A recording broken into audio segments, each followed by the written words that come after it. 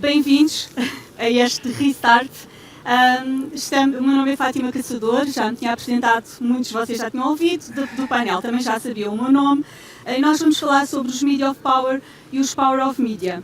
É de facto um tema muito estimulante, há muita conversa. Tenho aqui comigo quem decide nos mídia em Portugal, são as pessoas do poder, estão aqui neste painel, que é ótimo. E também sou eu. E o Pedro, eu também o incluo, o Pedro.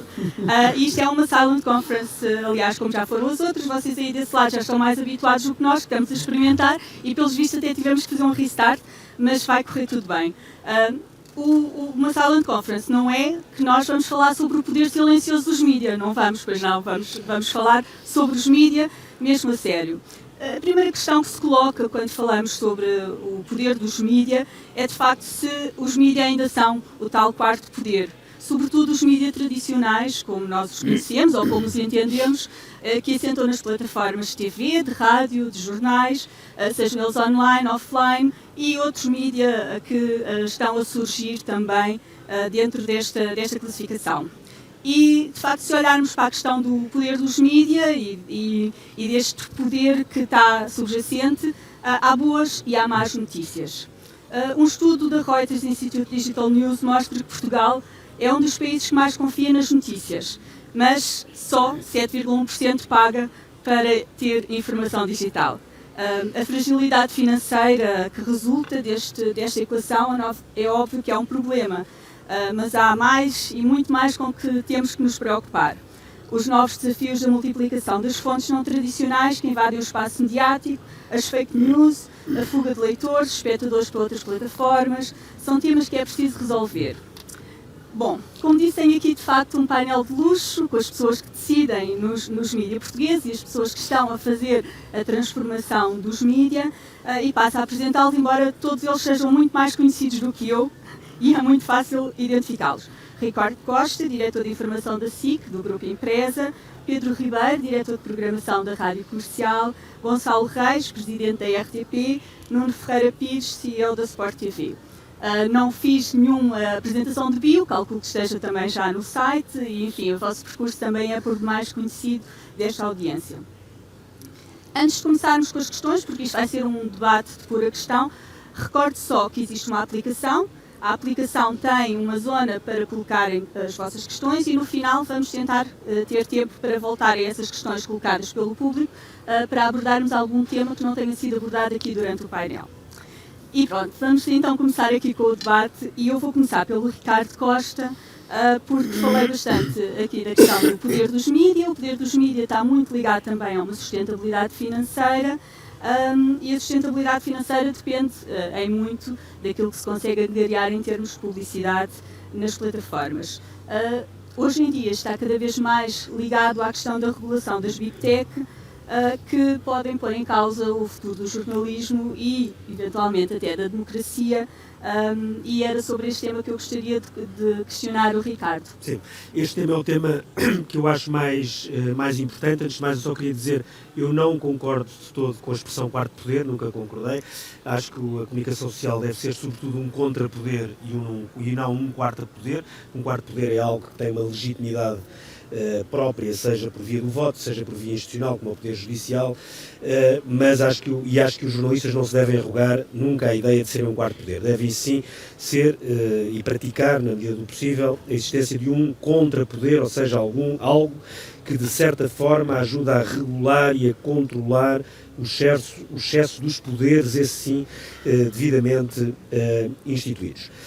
Agora, porque é que eu escolhi a questão dos Big Tech para começar, ou das Big Tech para começar este pequeno debate e depois, sobretudo, as perguntas que possam vir a ser feitas? Porque eu, sinceramente, já estou um pouco cansado da discussão sobre o futuro do jornalismo, o fim do jornalismo e etc. Não porque a questão não seja importante, mas porque eu acho que é uma questão que normalmente nem sequer olha para o que é mais importante e, sobretudo, não encontra qualquer tipo de soluções. Não porque a questão do futuro do jornalismo não esteja de alguma forma em causa, não porque a questão não esteja em causa, mas porque devemos olhar para o que é mais importante e porque é que, de alguma forma, tudo o que pré-condiciona esta discussão.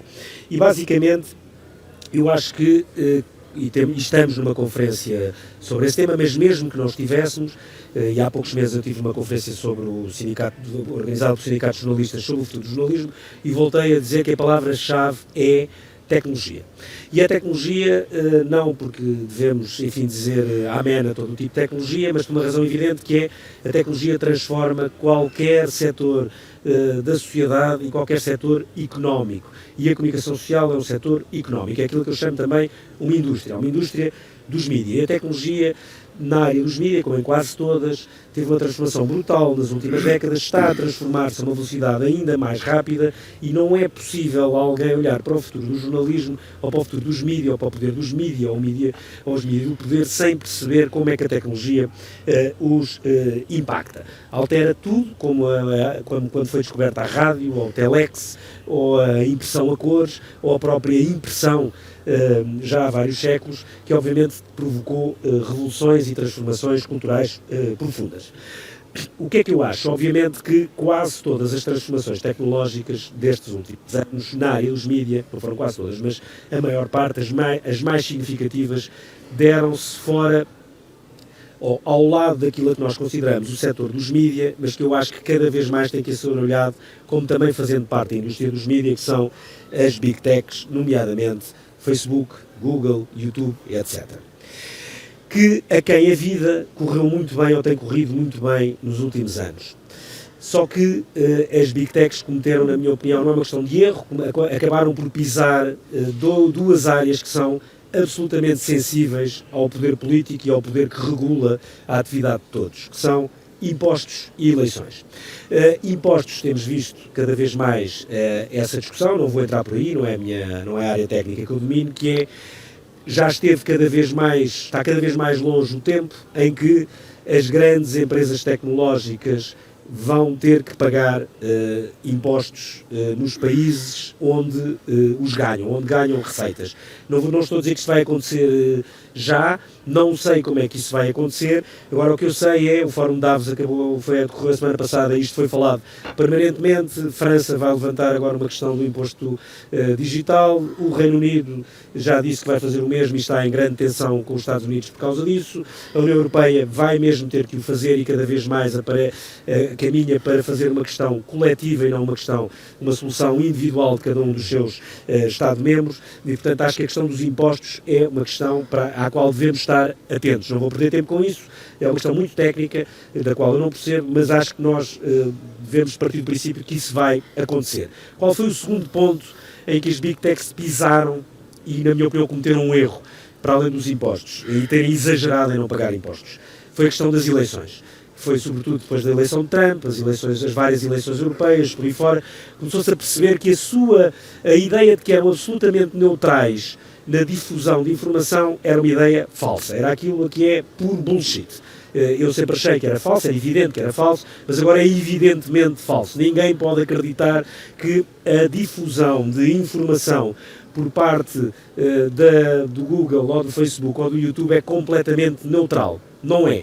E para dar o exemplo de dois temas que nem sequer são políticos, nem sequer são fiscais, não têm a ver com Trump, ou a ver com a eleição do fulano tal, ou fulano B, para não falarmos que é de manipulação de eleições, ou de fogo ao fisco, falemos de dois temas que eu acho que deviam envergonhar e fazer corar de vergonha os grandes responsáveis pelas grandes empresas tecnológicas, nomeadamente Google, Facebook e YouTube. Vou falar de dois temas só: vacinas e climate change. Não há qualquer dúvida hoje, em 2020, que o tema da vacinação ou da não necessidade de vacinação, ou o tema da desinformação sobre alterações climáticas, foi altamente cavalgado de uma forma totalmente irresponsável pelo Google, Facebook, YouTube. Ou seja, a ideia de neutralidade, de que se eu não sou publisher, logo eu não tenho que ter responsabilidade pelo que é publicado. Eu sou apenas um fiel depositário onde qualquer pessoa põe o que quer e eu não tenho nenhuma responsabilidade, é uma ideia perigosíssima e que já provocou danos sérios em várias áreas, mas estes dois casos para mim são os casos mais evidentes. Não há ninguém no Google ou no Facebook ou no YouTube ou noutras plataformas que tenha conhecimento dos temas que não saiba que eles tiveram responsabilidade. Mais importante, ninguém pode alegar que não tem responsabilidade sobre um tema quando monetiza permanentemente.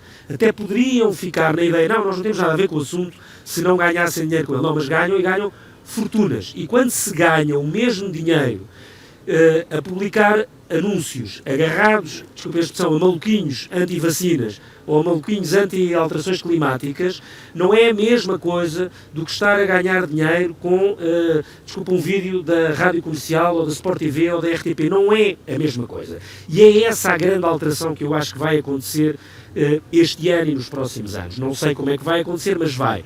E isto tem tudo a ver com o jornalismo e vou fechar, que é a ideia de que as grandes empresas tecnológicas conseguiram, ainda no tempo de Obama, portanto não teve nada a ver sequer com Bush, de que deviam ser considerados plataformas agnósticas, sem nenhuma das responsabilidades que é a que estão obrigados os publishers, tinham uma ideia original e inteligente do ponto de vista da inovação, da criatividade e da tecnologia que não devia ser travada, e tinha um lado importante, como é óbvio, porque se houvesse demasiadas travagens, a inovação tecnológica teria provavelmente sido mais lenta, não discuto isso, mas o problema, ou não contrario isso, o problema é que o facto de ser dado um bilhete de free ride total provocou uma captura brutal da publicidade sem nenhuma ideia sequer de que é preciso haver alguma responsabilidade sobre os conteúdos que são divulgados. E eu acho que essa maré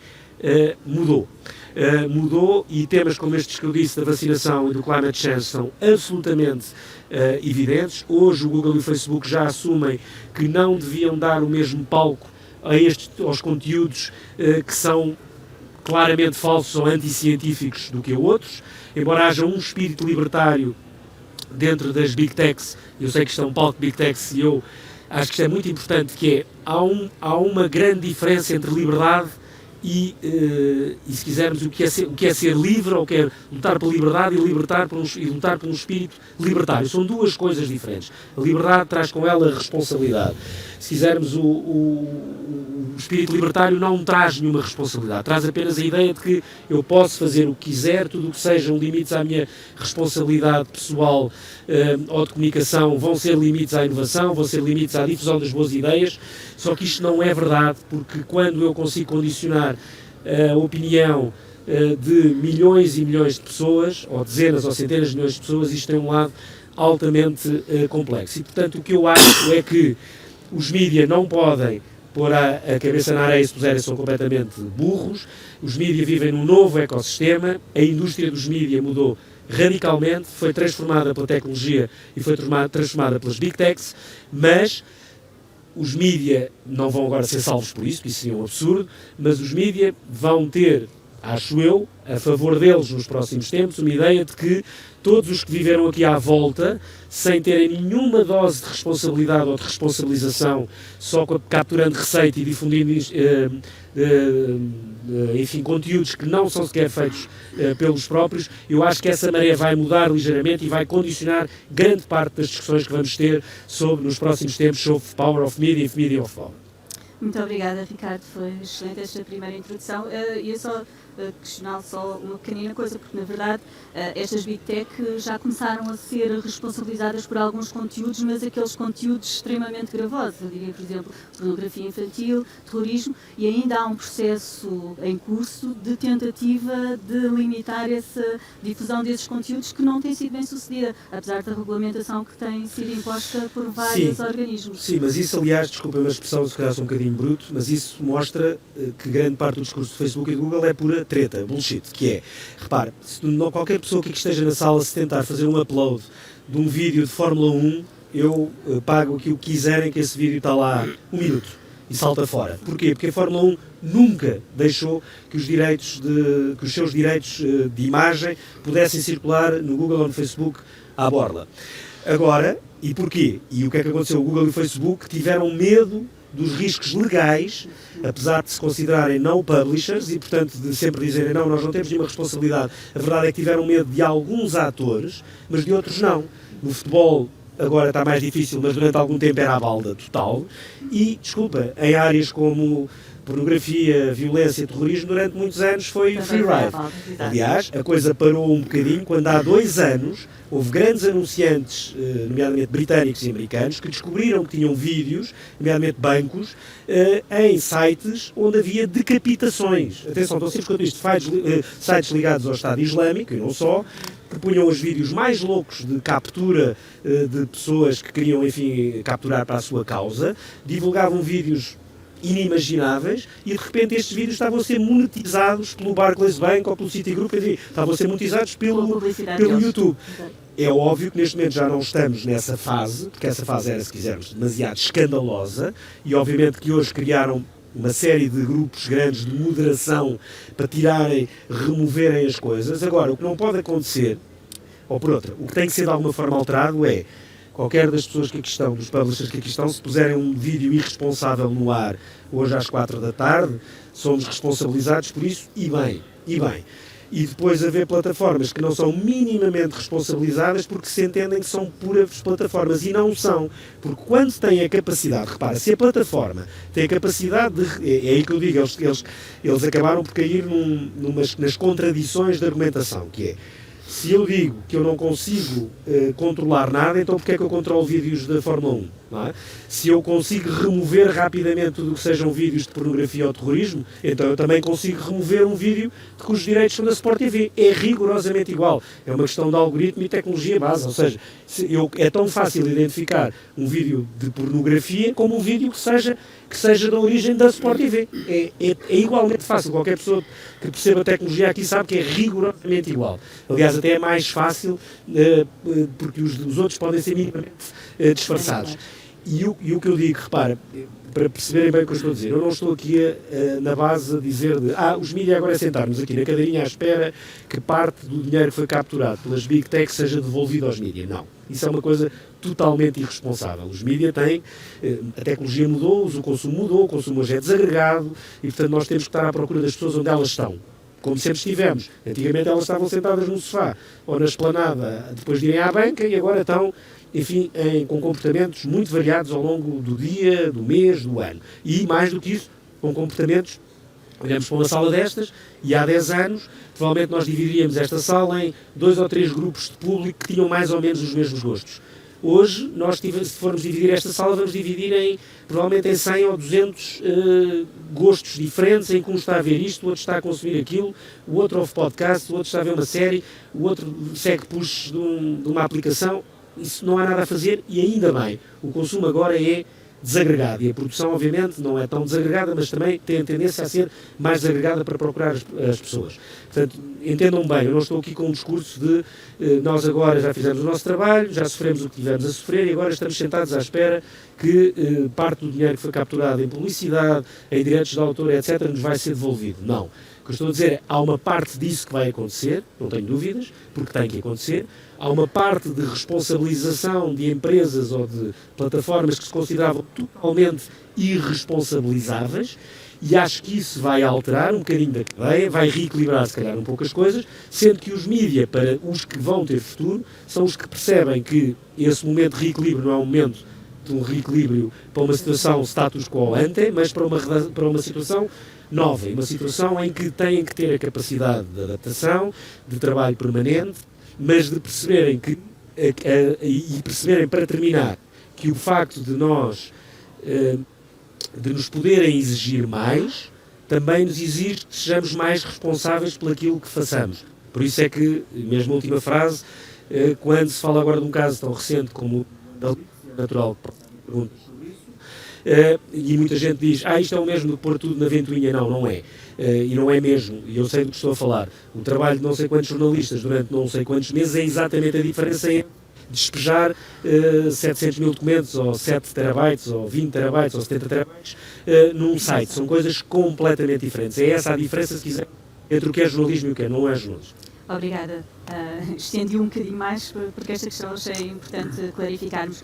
Vamos dar agora aqui um saltinho à rádio comercial e ao Pedro Ribeiro, que está por trás também da renovação de um mídia que já foi muitas vezes vaticinado como morto e que continua bem vivo. Que modelos foram usados, que segredos tem também esta visão sobre a forma como a tecnologia transformou a rádio? Bem, bom dia a todos. Eu estava a ouvir o Ricardo e a pensar que seria útil que esta conversa fosse o mais integrada possível e não estivéssemos cada um de nós a falar da sua quinta, porque isso reduz muito a conversa. E antes de entrar na rádio, tenho todo o gosto em fazê-lo, como imaginam, há aqui, das palavras do Ricardo, acho que é importante também ter a noção de que nós não vivemos num mundo a preto e branco. Há uma série de nuances pelo meio. E, portanto, também não acho que devemos interiorizar a ideia de que o Facebook e o Google são o demo e do outro lado estão aquilo a que chamou os mídias tradicionais que fazem tudo by the book e coitadinhos são vítimas do sistema. Não é verdade.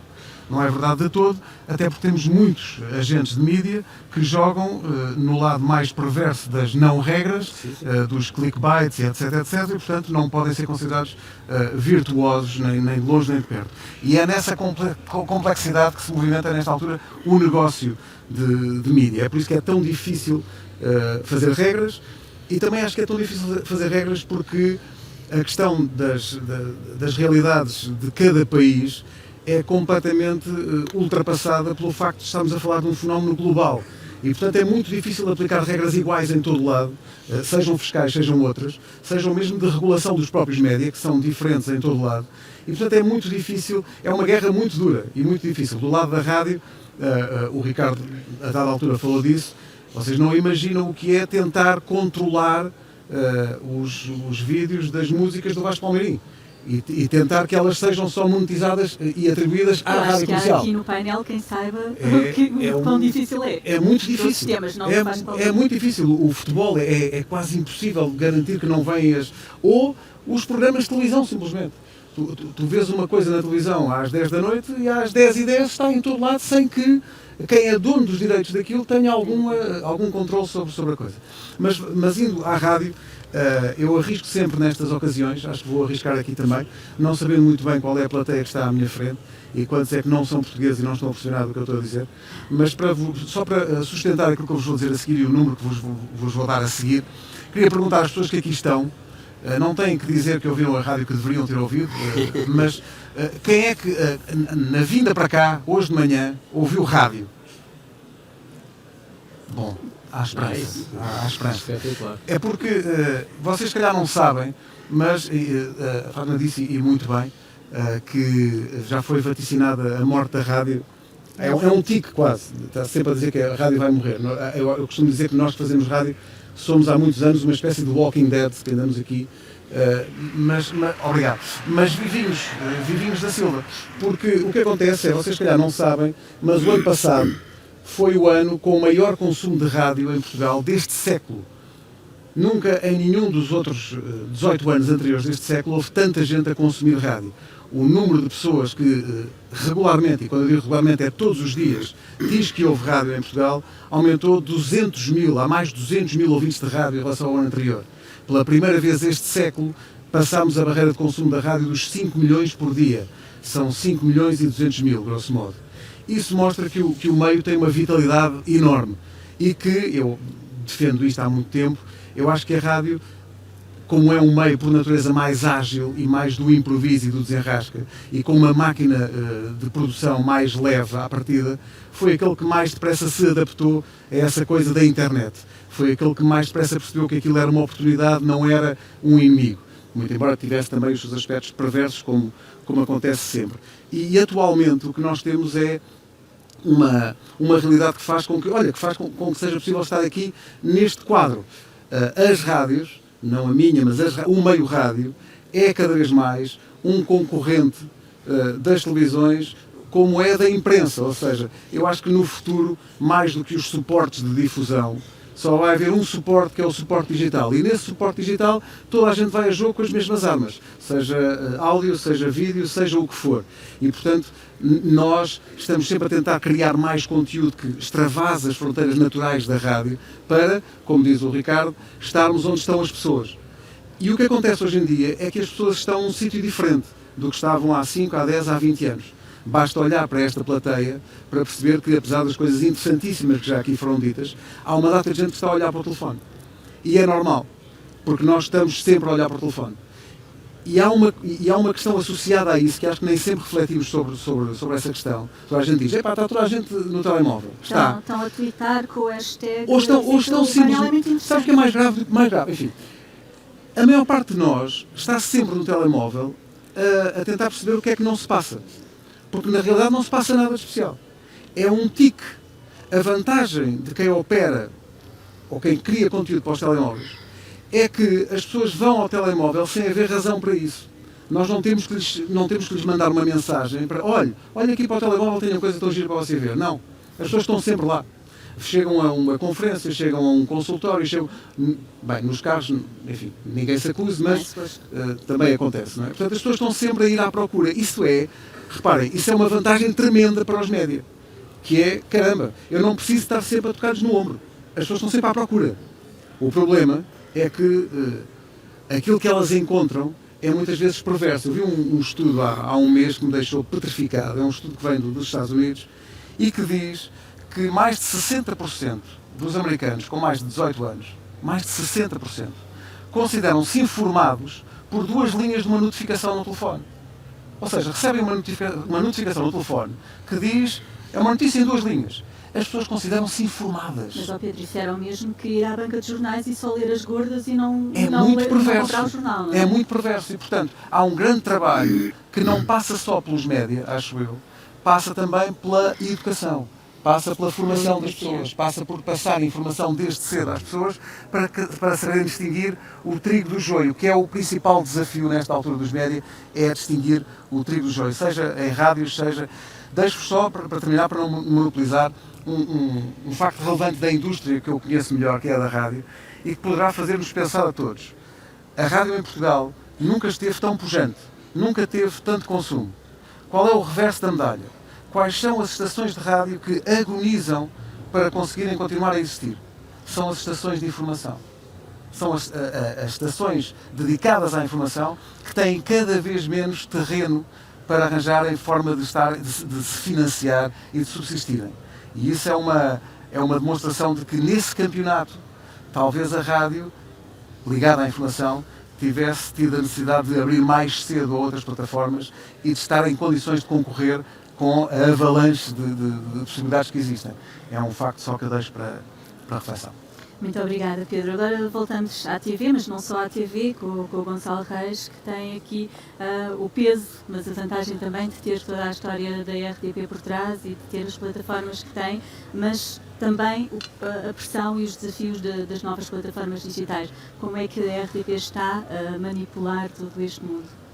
A manipular, espero que não esteja. Manipular no bom sentido. Não... Já agora, sobre o tema das Big Tech, que eu concordo que é realmente o tema, alguma coisa vai ter que ser reequilibrada, e eu concordo com esse tema, porque no fundo nós temos entidades enormes no nível internacional que no fundo que tiram partido de conteúdos que não os produzem, que atuam como operadores e como autorreguladores, que definem os seus algoritmos, que têm um grau de concentração enorme. Nós falamos muito na concentração, mas o Facebook compra o Instagram, compra o WhatsApp, portanto é toda uma realidade com impacto enorme. Agora, estes temas também colocados demonstram que cada um de nós tem, digamos, que fazer o seu trabalho e pelas suas instituições, mas que isto requer soluções a nível global. Não é? Nós temos uma candidata americana, a senadora Warren, com isto muito na agenda, nós temos uma comissária europeia com estes temas muito na agenda, portanto têm alto impacto sobre a nossa atividade e os nossos equilíbrios, mas é uma agenda que, no fundo, que nos ultrapassa. Como é que uma empresa como a RTP atua sobre o tema do digital? Em primeiro lugar, eu acho que nós temos de ter muita noção de que as ameaças do digital, do não linear, da fragmentação estão cá, só vão acelerar e, portanto, nós temos que reagir muito e, por outro lado, nós temos que colocar a nossa atuação no centro não da estratégia, mas no centro realmente da nossa oferta. Em primeiro lugar, acho que nós temos de ter a noção de que tudo está a mudar rapidamente. Nós apostamos muito que o consumidor português está cada vez mais parecido com o consumidor internacional, que todas estas mudanças em termos de hábitos de consumo, de novas plataformas, abarcam todos os segmentos, não são só os jovens, são todos os segmentos, e que o ritmo de aceleração só vai continuar. só vai crescer. Portanto, não vale a pena nós acharmos que conseguimos, digamos, escapar com estratégias soft. Portanto, temos que colocar uma resposta para o não linear, para a fragmentação, para as novas plataformas, mesmo no centro, não é da nossa estratégia, é da nossa atuação.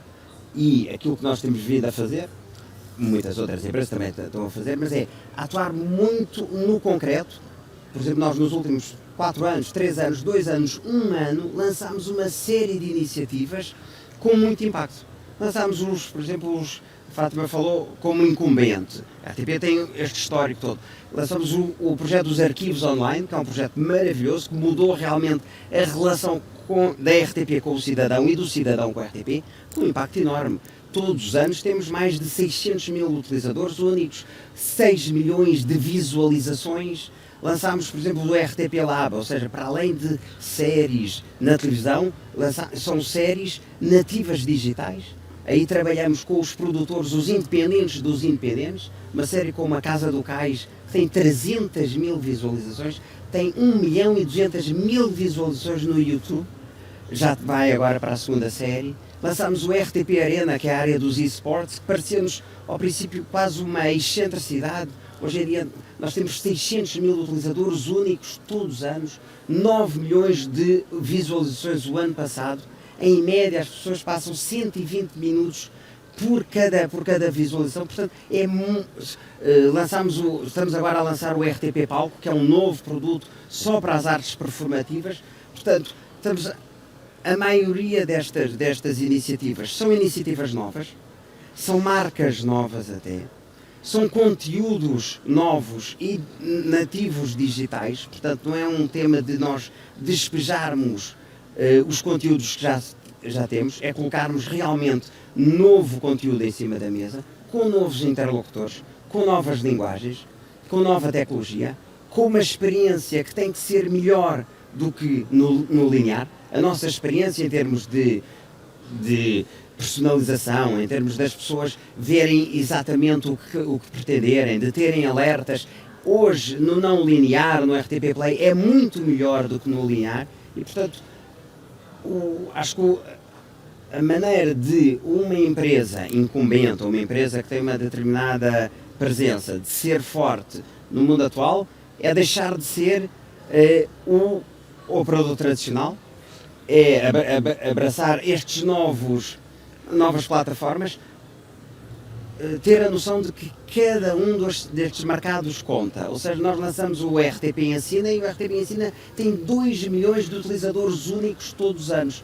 Qualquer uma delas, o RTP Palco, o RTP Ensina, o RTP Arena, os arquivos RTP Online, cada uma destas iniciativas sozinha vale muito menos do que a nossa presença no linear. Mas em soma são muito relevantes e depois ainda são muito relevantes em outro domínio, é que alteram a percepção dos consumidores sobre a RTP. Sobre a marca Qualquer uma destas funcionalidades tem visualizações de segmentos abaixo de 44 anos que vale 60%, 70% das utilizações. Portanto, são as maneiras de nós, operador incumbente, nos reinventarmos, de transformarmos e, no fundo, de as pessoas nos verem de outra maneira. Não é? Sim, é uma transformação interessante e eu conheço bem o percurso que também a RTP tem vindo a fazer e é muito interessante, de facto. Passo agora ao Nuno Ferreira Pires, também com desafios, também em televisão, mas pronto, falamos aqui do desporto, que diz sempre que o desporto é rei, é um conteúdo muito apelativo, continua a ser um segmento específico e com valor, e o Nuno irá confirmar isso, mas também os novos formatos de televisão, as preferências dos utilizadores pelo widescreen ou não, podem dificultar ou não essa mudança para outras plataformas e ir mais atrás do leitor onde ele está, como está a ser feito. Diga-me, é valor ou não? Antes de mais, bom dia, muito obrigado. Fátima, eu antes de tudo voltava um bocadinho atrás a uma coisa que há bocadinho o Pedro e a Fátima própria diziam, que é, eu sou um profundo believer de que nesta nova geração, e não falo da geração só etária, falo da geração tecnológica, não há nada que não tenha um paralelismo no passado. E portanto, aquilo que há bocadinho o Pedro dizia, não é? Que as pessoas se sentem informadas com apenas 2 linhas no WhatsApp ou de uma notificação, isso acontecia, como a Fátima bem dizia, quando nós íamos ler as bordas aos quiosques. E, portanto, eu sou muito positivo em relação à mudança tecnológica e à aceleração tecnológica. Eu, antes de mais, como disclaimer, tenho de dar os parabéns à Patei, que seguramente 90% e qualquer coisa por cento serão tecnológicos, porque Portugal tem estado na liderança da adoção tecnológica. Portanto, veja-se o ano passado, as estatísticas diziam que Portugal, em relação ao mundo, já estava com 55% de adoção de mobile, quando o global estava em 41%. Isto mostra bem como Portugal tem sido um early adopter e um grande defensor e um ativo player no mundo a dar cartas, não só no turismo, no real estate e na tecnologia. Portanto, antes de mais, parabéns a toda a gente que aqui está. Com isto vem um tema muito, ao mesmo tempo, muito bom e sempre com esta dicotomia de preocupação, que é este binómio entre uma enorme liberdade que se atingiu, e, portanto, com uma ligação Wi-Fi, um teclado e um computador consegue-se ter a liberdade de comunicar com o mundo e causar muito impacto com muita volumetria e ao mesmo tempo uma responsabilidade que ainda não está criada pela sociedade, o que também é normal porque estas coisas demoram tempo e portanto a legislação e a segurança vêm sempre um bocadinho atrás como preventivas e portanto a mim parece normal, ainda assim um ponto, uma nota de preocupação para tudo aquilo que já dissemos. Nós na Sport TV temos uma sorte grande, não é? É que independentemente, eu não vou correr o risco de fazer o que o Pedro Ribeiro fez, porque se perguntar quem é que vê a Sport TV, 99,9% das pessoas levantarão a mão, mas depois teria que lhes perguntar quantos é que pagam e algumas mãos baixariam os braços. E, portanto, não vou correr, obviamente, esse risco público, mas isto para dizer que, mais uma vez, como paralelismo nas gerações anteriores, a mim o que me parece que está em causa não é o conteúdo em si, quer dizer, não é que a rádio comercial, como gerador de um conteúdo extraordinário, ou a SIC, ou a RTP, ou a Sport TV estejam em risco em termos de vida. O que está em risco é a forma de adoção desse conteúdo, a forma de distribuição e depois de consumo final pelo consumidor final. E é nisso que as plataformas têm que inovar. A Sport TV tem tido também esta sorte de 2 coisas fundamentais no nosso negócio. A primeira é que nós dependemos em 40 e qualquer coisa por cento de um fenómeno chamado futebol. Estamos ainda num país dos 3 Fs, onde o futebol é claramente um dos Fs, e onde, quando existe um fenómeno futebolístico importante, nós somos o único conteúdo acima de um discurso do Presidente da República que paralisa o país e que é visível nos gráficos de carga da EDP ou da EPAL. Não há nenhum outro conteúdo, sem ser futebol, que opere esta magnitude de paralisação do país. Nenhum. E, portanto, nós temos esta sorte de operar num setor que paralisa o país por entretenimento. Ao mesmo tempo, aquilo que também é fundamental dizer é que as pessoas, ao paralisarem-se, paralisam-se ali durante 90 minutos, e nós temos picos grandes de audiência. E, portanto, como é que conseguimos capturar esse pico e como é que o conseguimos monetizar? Aquilo que assistimos nos últimos anos é que as pessoas estavam muito interessadas a fazer uma adoção digital mais tardia, porque davam muito privilégio a assistir às competições desportivas em wider screen, portanto, em formatos grandes. Mas, curiosamente, e aqui faço uma crítica interna a nós próprios Sport TV, o que nós também percebemos é que havia uma cota parte culpa do setor. Nós não estávamos a ter a capacidade de entregar aquilo que as pessoas queriam ver da maneira que queriam ver. E se já havia uma adoção grande em mobile em tantos outros conteúdos, é ou não é possível que em parte destas competições a adoção em mobile também seja feita. E aquilo que nós fizemos foi, há cerca de 4 meses, lançámos o novo Hub Digital da Sport TV, muito inspirado naquilo que são o novo User Experience Design das redes sociais, do Instagram, do Facebook, onde as pessoas passam 90% do seu tempo, e a realidade é que em 4 meses nós temos um ranking em iOS de 4,4, quando o grande Instagram tem 4,7, temos 250 mil, ou seja, 250.000 de portugueses já aderiram, e onde a grande novidade é, por um lado, User Experience, é só a forma como se consome, que é diferente e muito mais adaptada a uma forma mobile, e obviamente uma grande novidade que é, também como uma ajuda a um serviço público, que também fazemos além do Gonçalo, que é permitir aos portugueses que em conteúdos de segundo nível e de segundo tier possam ter acesso gratuito. No caso da segunda liga, nós neste momento transmitimos toda a segunda liga integralmente dentro do nosso hub digital gratuitamente. Para fazer parte do nosso hub não precisa de ser um subscritor da Sport TV. Isto prova o quê? Que a tecnologia, quando de facto é bem interpretada pelos stakeholders do negócio e dos setores, e depois é bem aplicada e com seriedade e credibilidade, o consumidor reconhece sempre e recompensa sempre. E, portanto, há sempre um paralelismo lá atrás. Portanto, todos os fenómenos que hoje nós vemos com preocupação, eu acho que essa preocupação deve ser depois transformada numa ação concreta do setor em resolver para garantir que a tecnologia continua a servir de acelerador e que deixamos um bocadinho o discurso de que tudo é um risco, tudo tem que ser equacionado. Todos esses riscos existiram lá atrás, com outros nomes, com outro tipo de tecnologia, com outro tipo de veículos, mas já existiram. E agora cabe-nos a nós encontrar precisamente estas analogias e ver como é que nós, setores, gravitamos num novo ecossistema de forma muito positiva e não percamos nenhum tempo com esse tipo de discurso que desacelera esta aceleração extraordinária que o setor tem feito, e acho que esse é o nosso papel. O papel dos nossos setores é continuar a garantir que a aceleração não se perde. Eu gosto imenso do seu otimismo, Nuno. É sempre bom ver otimismo e ver otimismo quando se fala dos mídia, mas a questão que eu acho que tem que se colocar é, neste momento, todos os mídias estão a fazer este esforço para estar onde a audiência está, para estar nos telemóveis, para estar em todas as plataformas, mas se calhar os mídias fizeram um erro base, que foi demorar muito tempo a perceber onde é que as pessoas estavam e onde é que as pessoas podiam consumir, para além daquilo que eram os formatos tradicionais, as televisões em televisão, os jornais em papel, e não avançaram tão rapidamente quanto deveriam, ou deixaram-se ultrapassar por outras plataformas que eram muito mais imediatistas e que lhes davam os tais 2 linhas de títulos e que as pessoas achavam que já eram informadas. Eu vejo aqui o Ricardo a dizer que não, e então comece já. Não, digo já não, porque o grande erro não foi esse. O grande erro, que eu acho que nunca deve ter acontecido em nenhuma outra indústria da história da humanidade e economia, foi o caminho para os conteúdos grátis. Que foi uma coisa completamente irresponsável. Aliás, e liderada a nível mundial por um jornal excelente e muito reputado, que foi o Guardian. Ou seja, eu estou agora a simplificar, e quando simplifica, se quisermos, temos sempre muitas injustiças. Houve 2 correntes, isto começou sobretudo nos jornais, mas porque eu cito onde o impacto também foi maior, e a queda foi maior, e é maior. Houve 2 correntes, quando se percebeu bem o que era a internet, a possibilidade de audiências que se multiplicavam por 10, por 20, por 30, e houve obviamente um fascínio dentro de muitas redações ou muitas administrações do género, eu de repente posso trabalhar para o mundo inteiro. É claro que isto depois não é verdade, é mais verdade para os órgãos de comunicação social de língua inglesa, depois para o espanhol, por aí fora, enfim, para os portugueses é cada vez menos verdade. Mas houve 2 escolas, se quisermos. A escola do Financial Times e do New York Times, de um lado, sobretudo o Financial Times, foi quem liderou esse processo, e a escola do Guardian.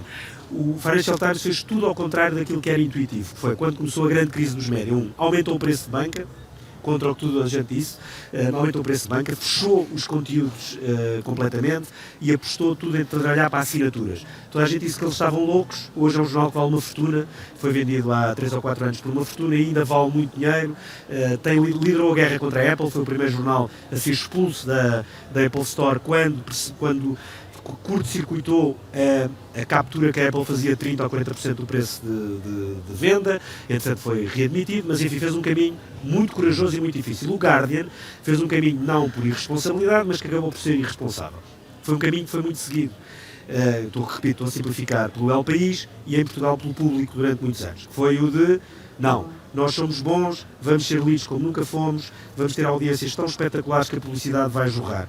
Enganaram-se porque, de facto, passaram a ser muito mais lidos, só que a publicidade foi capturada por outros e, de repente, toda uma geração, ou mais do que uma geração, se habituou a consumir tudo isso à borda. E agora como é que as pessoas voltam para trás? Esse é o grande problema, porque reparem, nós olhamos para as gerações mais novas, enfim, mais novas, estou a falar de pessoas que têm 18, 20 e poucos anos, pessoas que estão agora a entrar, enfim, se quisermos, no mercado, a poderem ter capacidade financeira. Essas pessoas já nasceram com o Spotify já cresceram com o Spotify, com o HBO, com o Netflix. Portanto, são pessoas que de alguma forma se habituaram a que têm aqui questões que têm que pagar para poder ver, embora depois haja, como sabemos todos, maneiras de poder ver as coisas sem pagar, mas essas pessoas não se importam de ter estas assinaturas. Mas nas gerações anteriores, em que havia muitas coisas de música ripada e etc., algumas que ainda foram abaixo e por aí fora, a verdade é que as pessoas cresceram porque é que eu hei de pagar para ler o que quer que seja, ou pagar para ver o que quer que seja, porque eu vejo tudo à borda e eu pago tudo à borda. Eu vejo tudo à borda e eu leio tudo à borda. E, portanto, esta foi, na minha opinião, e repito, estou muito a simplificar, foi o maior erro que a comunicação social cometeu, foi o achar que o à borla ia ser um sucesso, e eu acho que eu não me lembro de nenhum outro setor onde de repente isto tenha acontecido nenhum outro setor. E é muito difícil fazer o caminho para trás, até porque, como disse há pouco, o caminho nunca se faz para o mesmo ponto, faz sempre um ponto completamente diferente, pontos de equilíbrio ou desequilíbrio completamente novos, e esse é o grande drama. Hoje conseguir, quando em Portugal o Expresso tem cerca de 30 mil assinantes, o Público acho que tem 14 ou 15, o Observador terá 10, são números, enfim, os nossos são oficiais, os do Observador não são, mas andarão à volta disto. Pronto, é bom, porque há uns anos tinham todos somados, tinham 4 ou 5. Mas é um caminho muito difícil para se fazer, e às vezes nós achamos que felizmente agora já aparece uma geração de pessoas que já cresceram com esta ideia de que alguns conteúdos têm que ser pagos. Se isso é suficiente ou não sei, por isso é que eu acho que vai ter que haver aqui um reequilíbrio por parte da captura de valor, quer de publicidade, quer de direitos de autor, quer da distribuição das Big Techs, porque, o que estava a dizer, e não gosto de falar em causa própria, os vídeos do Vasco Palmeirim, para estarem, se eu os vejo no YouTube, não há nenhuma razão para que a Rádio Comercial não receba algum dinheiro por isso, não há. E, sinceramente, a Rádio Comercial não pode receber o mesmo que recebe um tipo em Braga a tirar um gato pela janela, desculpem a expressão, ou de cá a bateria. Não faz sentido. Mas objetivamente, eu sei, o exemplo não é brilhante, mas objetivamente o YouTube acha que deve remunerar da mesma forma um vídeo produzido na Rádio Comercial pelo Vasco Palmeirim, tem custos de produção associados, a uma pessoa que a fazer um riff de guitarra em casa. Não pode ser, nada contra a pessoa que faz um riff de guitarra ou que joga Fortnite também receber dinheiro, acho ótimo. Se o tipo é um grande jogador de Fortnite e coloca aquilo no Twitch ou no YouTube ou no Stadia e recebe uma fortuna por isso, ótimo.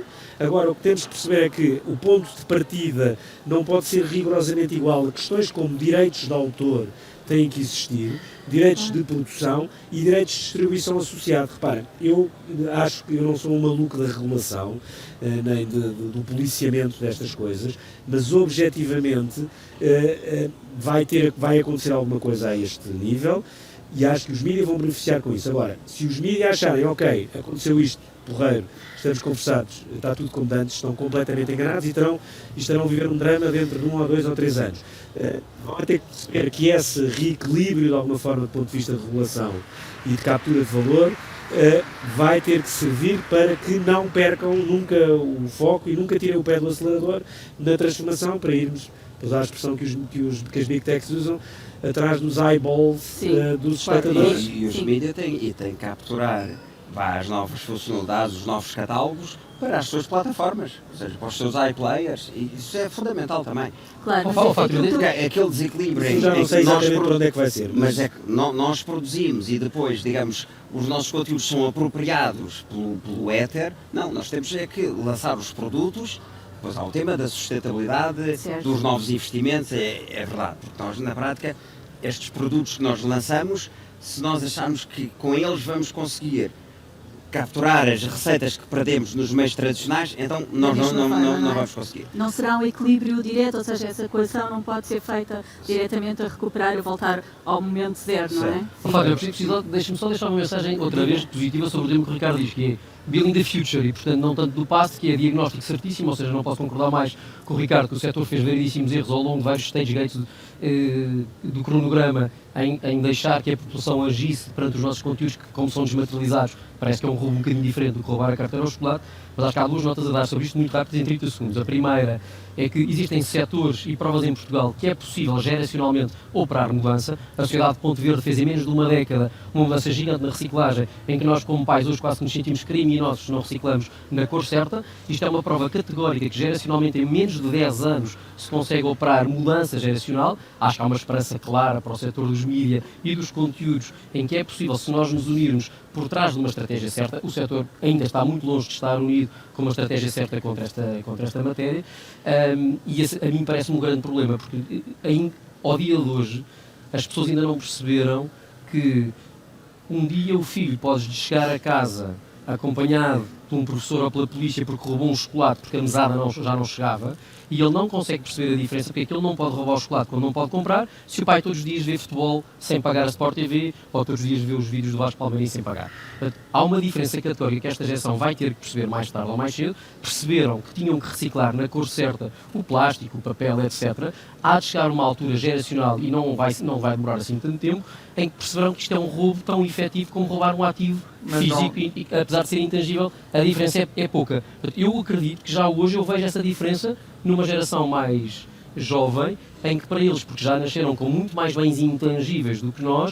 de facto esta materialidade já não opera uma diferença assim tão grande. Portanto, eu vejo a coisa com muito positivismo, não tanto com o andar para trás, mas vejo que é possível. Cultural, agora, de literacia, de educação, de... Sim, acho que é preciso parar de fazer diagnóstico, é preciso fazer qualquer coisa para agir, e acho que o setor ao dia de hoje está muito longe de estar agregado em agir contra isto, mas os próprios órgãos de comunicação social em Portugal, alguns destes senhores que são jornalistas, todos os dias operam notícias em Portugal e ensinaram ao consumidor que há um novo site onde se pode ver gratuito, há a pirataria vale não sei quantos milhões e contaminam o próprio setor. Portanto, o próprio setor em si não se ajuda diariamente, é a minha opinião. Acho que há uma falta de estratégia clara em relação a isso. Não assim tantas notícias a dizer, venham e tal. Então eu mando o meu clipping porque eu vejo todos os dias.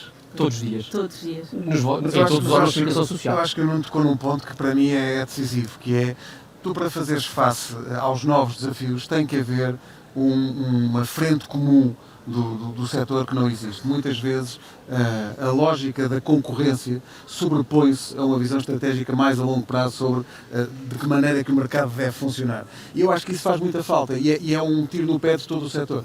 Enquanto nós continuarmos aqui só a olhar para as medições de quem tem mais e quem tem menos, isto não avança. E é preciso que o pessoal se junte. Sendo que aquele momento zero de que o Ricardo falou, eu estava a ouvi-lo falar e a pensar, mas ao dia de hoje há uma série de projetos que são lançados para consumo que também, se calhar, deviam ter logo à partida a chancela de atenção. Isto é produto premium, tens que pagar.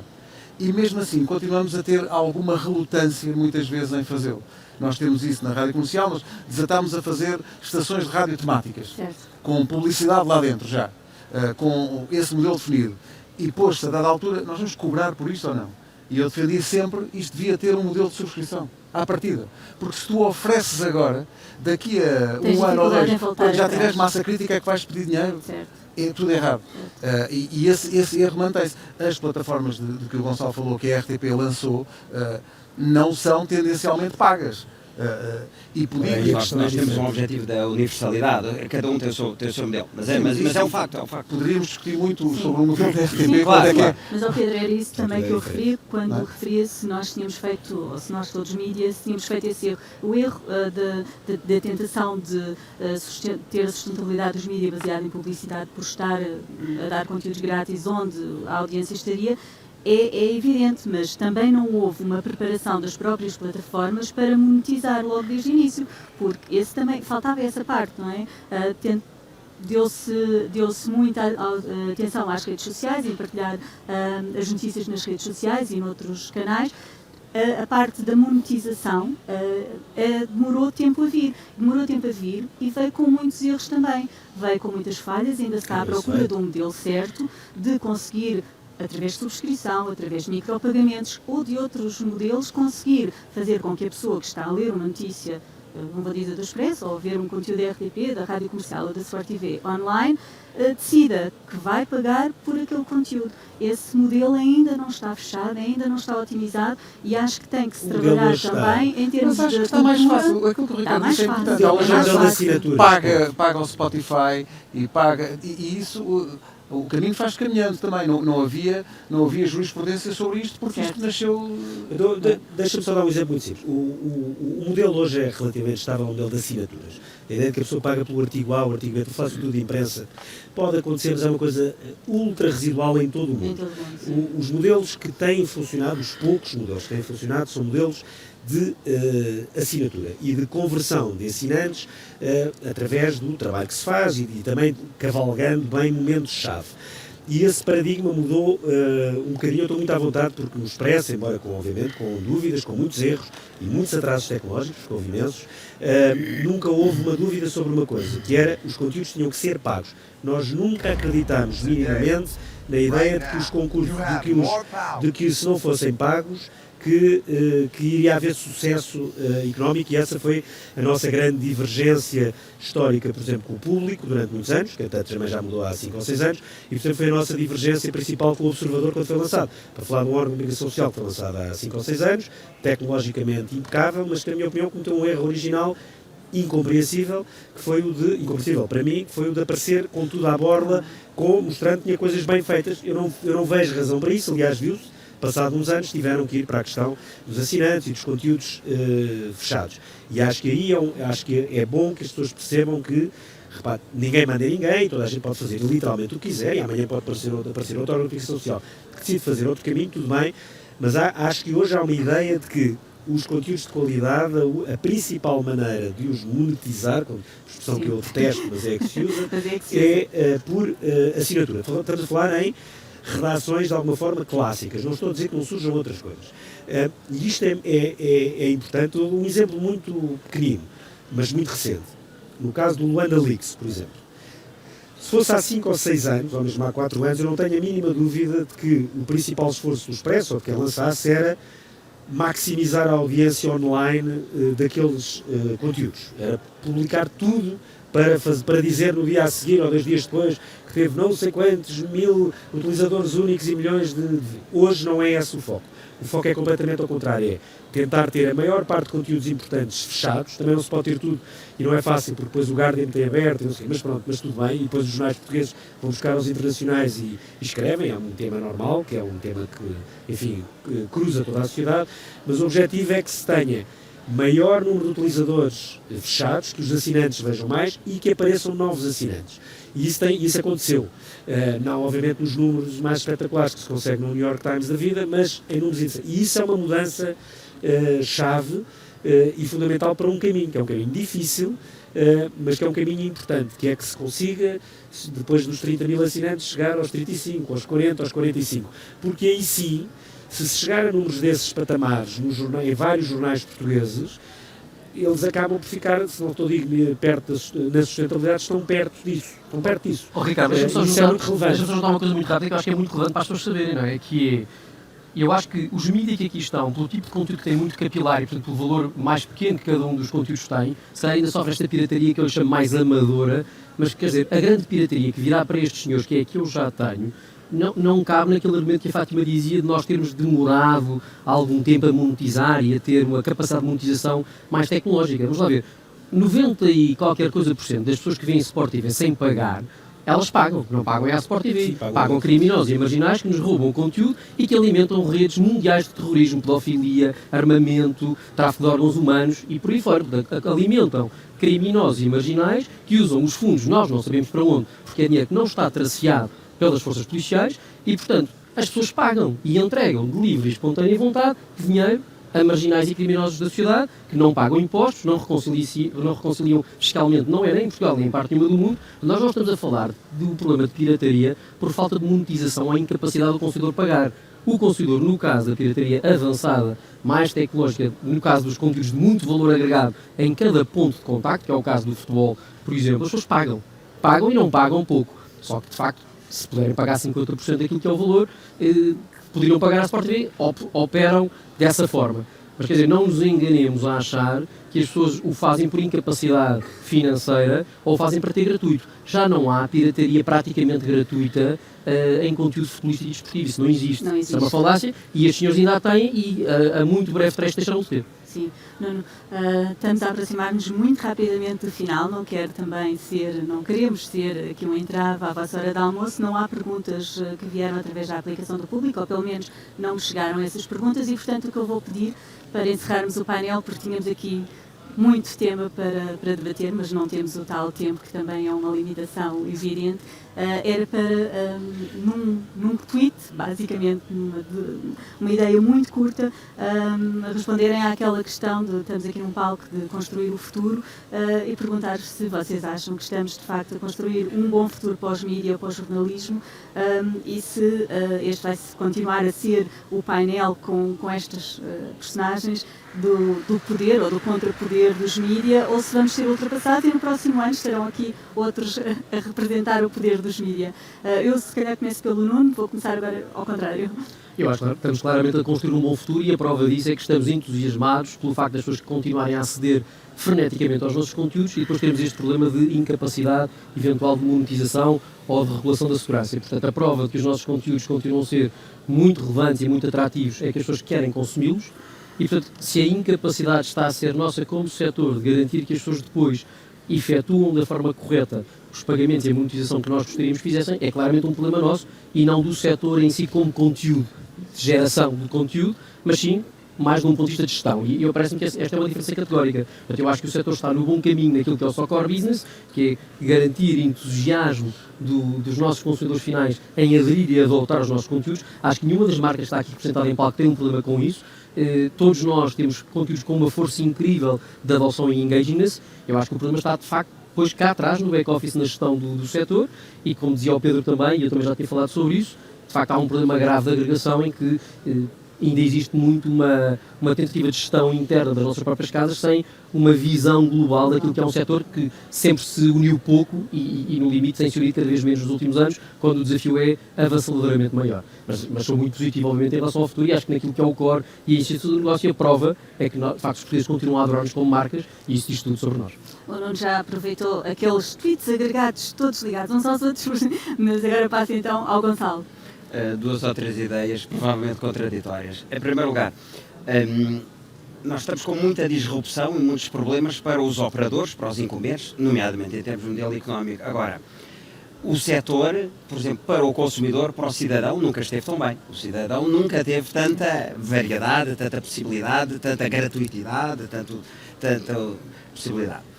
Por outro lado, mesmo para nós, independentemente das disrupções em termos de modelos económicos, das receitas que não lá estão, nós hoje temos muitas possibilidades. Ou seja, a tecnologia, o não linear, nós temos hoje muito mais montras. Nós, quando fazemos um concerto, um Nós Alive da vida, nós antes tínhamos que transmitir num determinado canal. Nós agora, com o iPlayer, temos muito mais montras, portanto podemos transmitir muito mais conteúdos, oferecer muito melhores experiências. O tema, por exemplo, dos arquivos, nós hoje podemos fazer e dar experiências e de personalização às pessoas que nós de antes não podíamos. A RTP, nós temos a obrigação de chegar a todos os portugueses onde estejam. Nós hoje chegamos a qualquer português, aliás, mais de 40% dos acessos ao nosso digital é de fora de Portugal. Portanto, nós hoje temos muito mais armas para chegar a muito mais gente. Agora, também acho que o jogo muda e cada um dos operadores tem que ter muito mais competências que antes não tinha.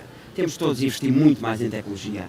Temos que investir todos muito mais em analytics, em data, e qualquer um de nós que diga que se está a preparar bem para isso, estamos a fazer muito menos do que teríamos que fazer.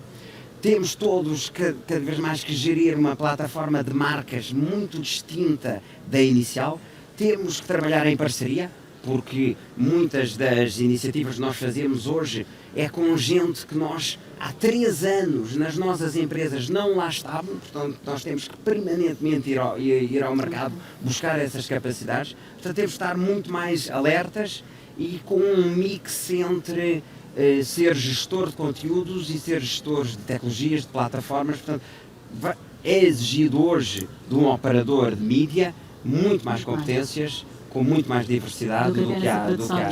E, portanto, o tema do talento, das competências que nós temos que ter é radicalmente distinto do que era há 2 anos atrás. Pedro?